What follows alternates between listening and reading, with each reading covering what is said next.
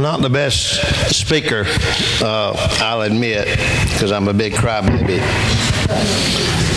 But the testimony I'd like to give, I hope, touches someone here today, because all of you were involved, everybody. On August the 1st, started off as a normal day for me, which was a Wednesday. I began my day with prayer. I had so much to pray for that day. My mom, Dale, Katie, my daughter, who had surgery, Kim's daughter, Jennifer. I just gave it all to God. But something just didn't feel right. But there again, I gave it all to God. So on the way to work, as I normally do every day, I passed by the Heart Tower at Navicent. And I always offer a prayer to the Heart Tower and all the people within it, the patients, the doctors, the nurses, that God would bestow His blessings upon them and make their day easier and see Him.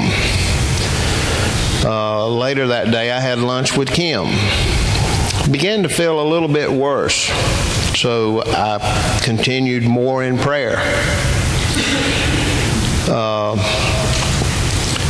We had lunch, Kim and I did, and Kim called me later that day to pick up Dale from the hospital as he was being discharged. So I went to the hospital parking lot that day and had a little extra time. And I called my daughter, or she called me. I don't really remember. But we spoke. I wasn't able to be there for her surgery and was feeling a little guilty about it, so we spoke. And in the end of the conversation, she had a request, which was that I would go by Uncle Allen, which those of you who don't know who Uncle Allen is Dr. Justice. He's my brother-in-law.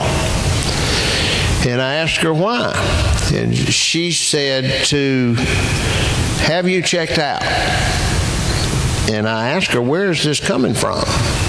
And she didn't really know, or she didn't want to tell me. I think she just didn't want to tell me. But I said, sure, baby girl, I'll do that. Little did I know that God was at work in all of this. And I cranked up my truck and I drove to Dr. Justice's office. And when I got there, I was welcomed with open arms, went in, put on the table, had an EKG done, and of course when they started stuffing aspirin down my mouth, I knew that something was going on. And I began to pray more. He had called 911, and I didn't know it. And when I look up, I'm surrounded by EMTs and firefighters and things of that nature. And very rapidly, they moved me from the doctor's office down to the ambulance. And as I laid in the ambulance, I began a battle. And I know that some of us do so often. I knew what was happening. I knew that I was having a heart attack. And I started reminiscing, and I began this battle. Of course, why me, Lord? What purpose? What's the reason? And it came over me that, so what? I'm ready. As sad as it would be to depart this world and leave my loved ones, I was ready. And as they worked on me, and I continued prayer, they started loading me up with so much medicine, I hated it, because my mind was beginning to become a little distorted. I wasn't thinking straight, and I wanted to have such a clear mind, but I knew they had to do what they had to do. So he informed me in the ambulance that you are having a heart attack. And then it really hit home. And I saw Kim drive up, and she took one look into the ambulance, and the look on her face just broke my heart. So they began the protocol of getting me to the hospital as soon as possible. And when we arrived at the hospital, they were prepared. The trauma team was ready. The cath lab was ready. They wasted no time. So I went right in and was taken right back and was explained what was going on. And they found a blockage, 95%, I believe it was. It was enough to scare me. It was enough to make me think that I could be facing the end of my life on earth. And was I ready if that were to happen? And it didn't take no time to determine I was. As sad as it would be for all of those I would leave behind. So everyone in the hospital was so nice. They were so subservient to me as I prayed through all this. Every step of the way I would say a prayer. I prayed for the doctors, for the nurses, for the team. Finally, everything was done, and I was stable, and I was moved up to a room, and there began the mindset of, this has happened to me. It's a shock when you have a heart attack and you least expect it. Some of you can relate to this. But as I laid there that evening, I didn't want to go to sleep. Why? I don't know. But I finally rested, and I finally went to sleep. And as I slept, many things happened during the course of that time. Some people may call it a dream. Some people may call it a vision. At that point in time, it didn't matter to me. It was real. So I began to see the faces of all of you, everybody. I don't think that one face was omitted. And then I began to see my grandkids, my family. And I realized how dear they were to me. I realized how inspired that some have been by this church and this congregation and what y'all have offered to my family, my grandkids, my kids, Kim's kids. We've been made felt so welcome at this church. So toward the end of that dream, I saw a light. And it was undescribable. It was the brightest, clearest, vivid light that I believe I've ever witnessed in my life. And I began to wonder about this light. And then it hit me what I was encountering. And what I was encountering was the light of God, the light of heaven. And I knew that it was the light of heaven because of its vividness, its brightness, the aura that was around it. And I began to question the light. And I was looking. I looked to the left, I looked to the right, And I was instructed to not look, that it wasn't my time. And the voice was so vivid, the voice was clear. And still trying to take it all in, a voice came to me that said, I was to focus on my church family, not the church as a brick and mortar building, but the family.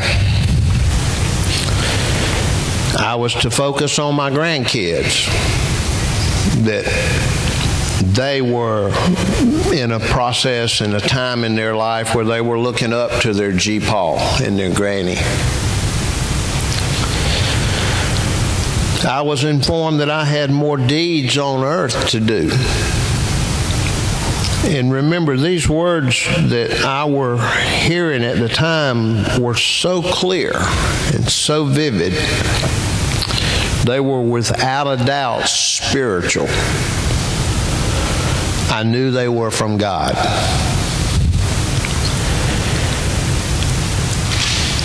I questioned why I couldn't see a face.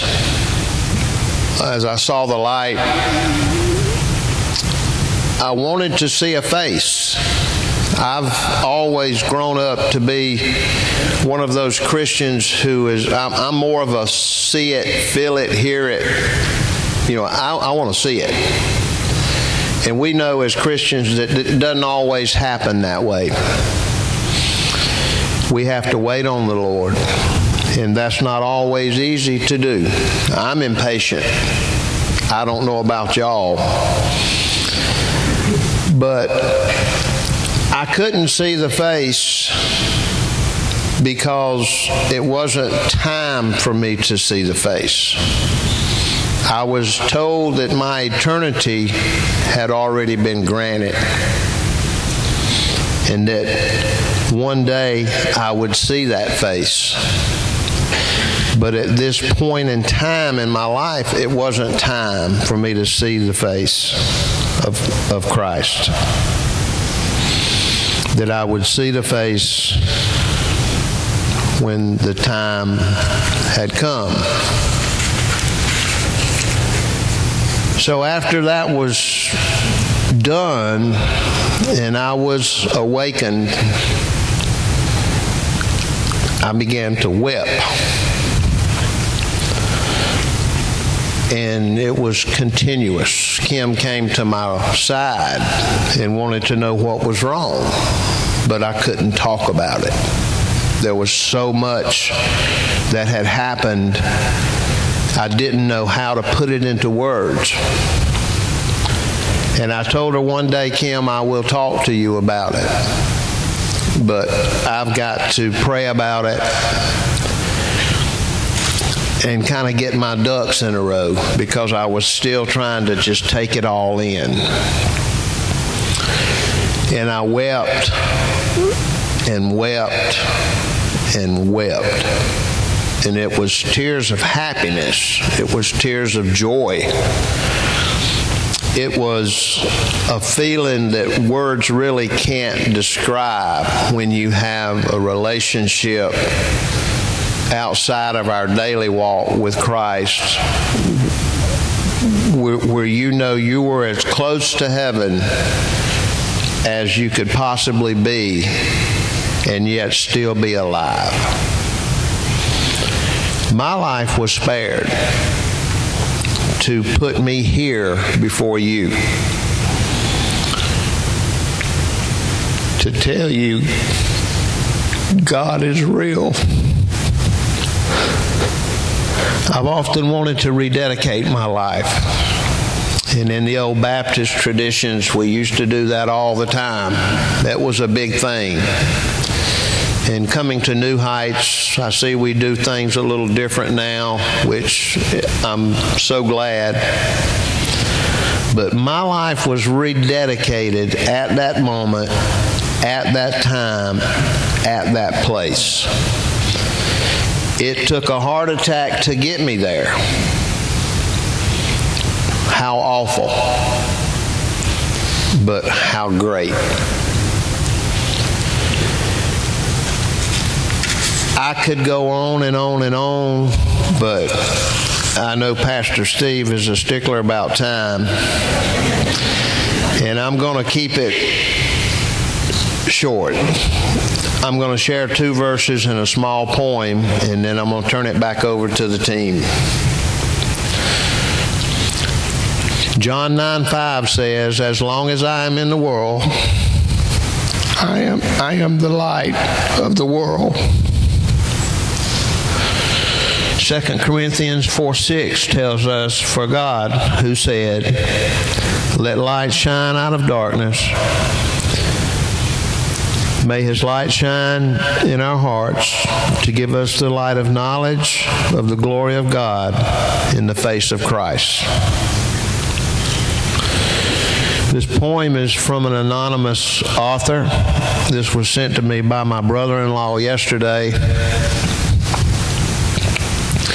A symbol of my faith that strengthens me each day as I, by God's grace, walk the narrow way. You see, God's own Son, He gave His life for me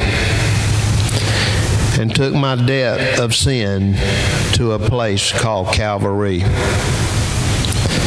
I owe Him my life and all I'll ever be. All He asks is that I let Him live through me.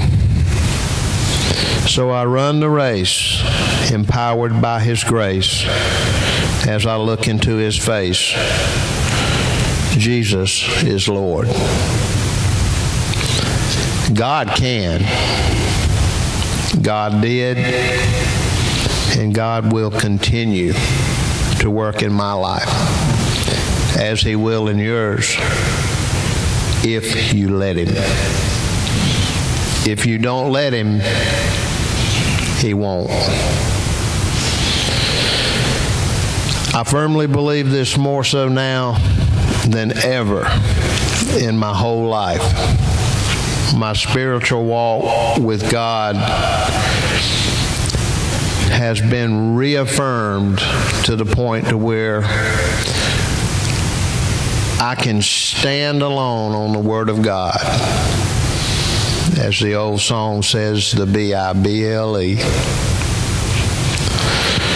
So I hope that my testimony allows each of you to take something from it, share it, pray for one another. We never know what we're going through. We never know what the pastor's going through, or a member, or a visitor. But I want to thank each of those who came out today.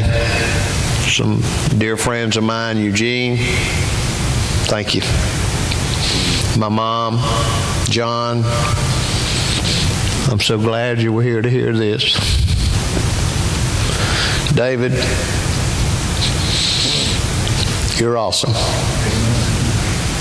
Pastor Steve, you're awesome. So that's my testimony.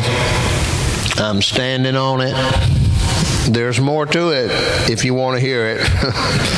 But I'm going to wrap it up today and turn it back over to this great series. There's so much time and effort that has been put into this. I hate it that I had to take away from it, but I'm glad that the good Lord allowed me to share with you my experience and what has drawn me closer to God.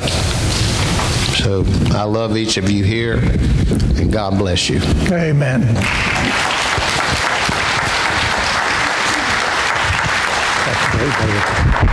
Thank you, man. Well,